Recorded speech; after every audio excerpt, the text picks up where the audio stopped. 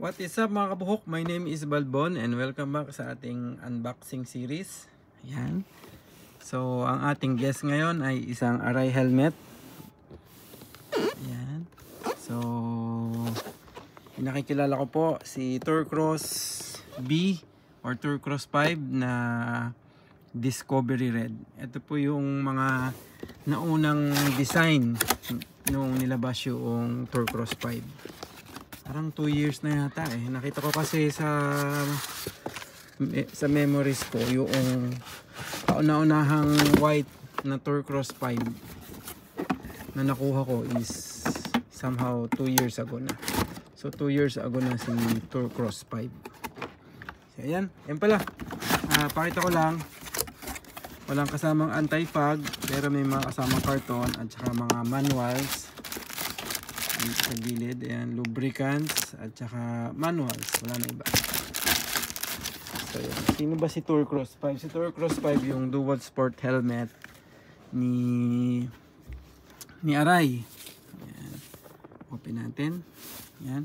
Ang kasama sa box ay helmet, clear lens, dust bag at saka yung lubricants. So ayan, open natin. Dyan.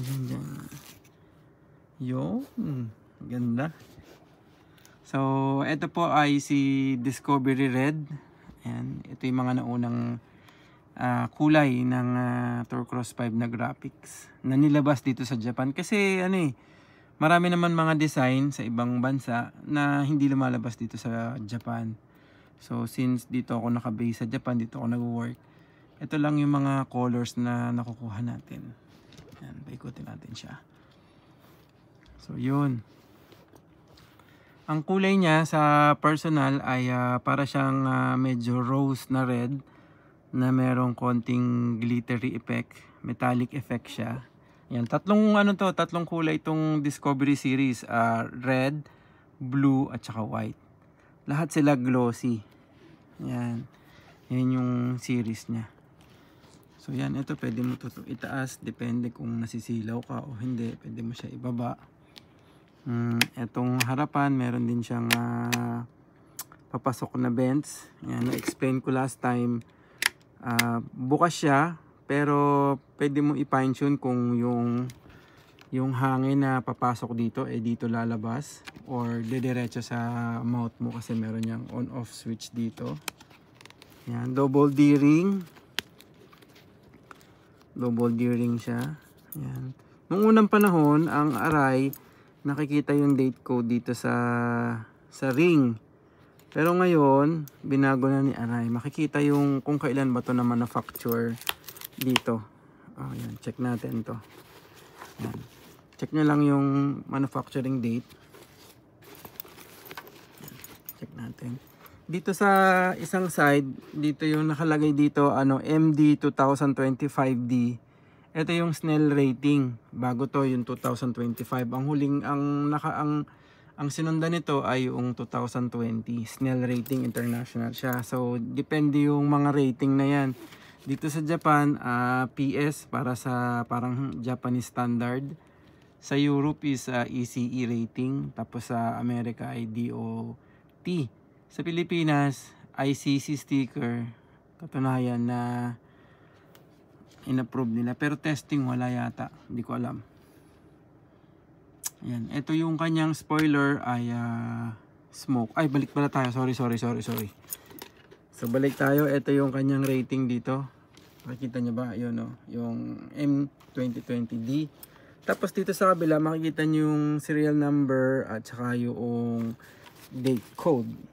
Kung titingnan nyo yung date code nito ay na baliktad yung aking camera. Ang date code niya is 2025-03-27. So ginawa to nung March 27, 2025. Yan. Ang shell size ng medium at saka ng large sa iisa lang. So pwede sila magkabaliktad. Ang small at saka extra small, same lang din sila ng shell size. Pwede sila magkabaliktad. Pwede kapalitan nyo lang ng paddings. Yan. Etong Tourcross 5 ay meron na siyang uka dito. Hindi siya katulad ng mga RX-7X na sa cheek pad nilalagay, may uka na siya agad. Yun, meron na siyang lalagyanan ng microphone. Tapos dito sa side ay meron na siyang velcro para sa attach ng mic. So updated na talaga siya. Ano pa ba yung mga features? Yung kanyang mechanism, para na siyang Bass B galing sa Bass series. So yun, pinorward ko lang to, natanggal ko na siya. Ayan, pwede mo siyang gamitin din ng walang tuka. Tatanggalin nyo lang yung ano, itong pinaka-mat na to from this beak. Tapos ikakabit nyo siya ulit dito sa pinaka-cover. Magagamit nyo na siya ng walang tuka. Ayan, pwede siyang street helmet. Pwede siyang may tuka, pwede siyang walang lens, pwede siyang goggles lang, or pwede yung goggles with lens. Depende sa'yo, unlimited. Ano nga ito parang 4-in-1 or 5-in-1 tong helmet na to. Napaka versatile niya. Pwede sa classic, pwede sa enduro, pwede sa dual sport, pwede siyang road helmet. Dami. Yun. So kung babalik nyo lang po yung beak, ang style po nito ay slide pataas. Yan. Kailangan yung position nito ay nandito sa may gitna. Ito kasi todo-todo So atras lang kayo ng 1 step bago nyo ikabit yung ito. Yan. Tapat nyo lang na ganyan, tapos slide nyo lang pataas. Okay. Kabila.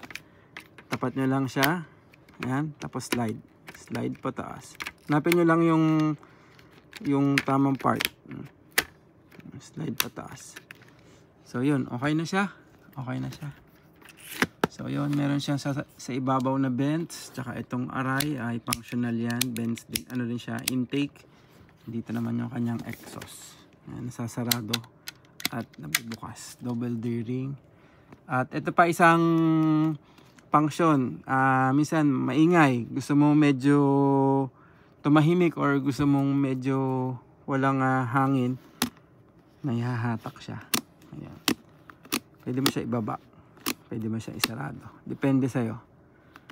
So yun lang, kung meron kayong tanong, PM lang kayo sa Helmet ni Balbon. Kung gusto nyo ng mga ganitong helmet, Arayo Showy, accessories, lens and everything, PM lang po kayo sa Helmet ni Balbon. Ride safe, peace out.